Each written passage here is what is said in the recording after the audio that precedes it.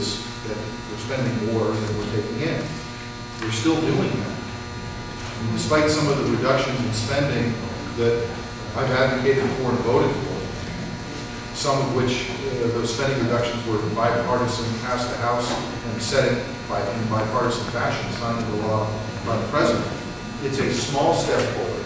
It's nowhere near where we need to get in order to get back to balance. We roughly have to cut 70 to 90 billion a month in order to get our spending under control. So what the discussion in Washington right now is if there is going to be a raising of the debt ceiling.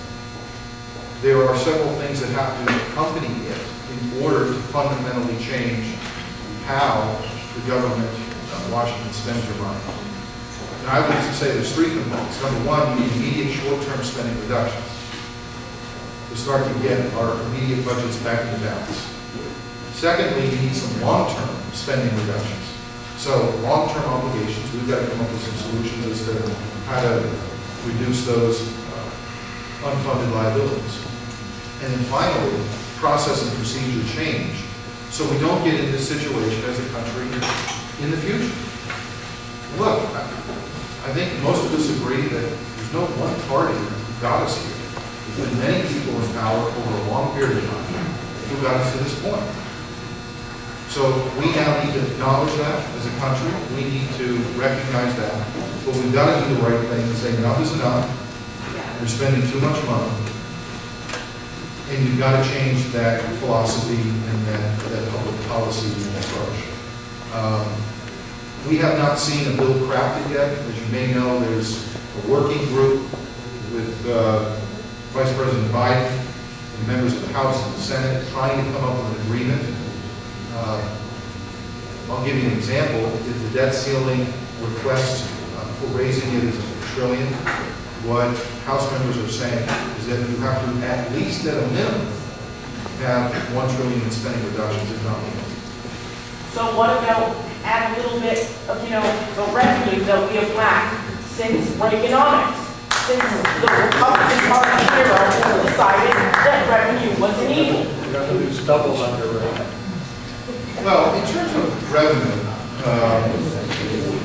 again, I think Washington is spending too much money. When you are spending $3.7 trillion, you're only taking in $2.2 trillion. There's a disconnect. Now, there are those who say raise revenues.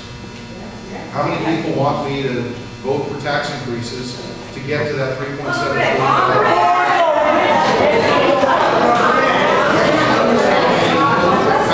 How many people would prefer that I not raise taxes?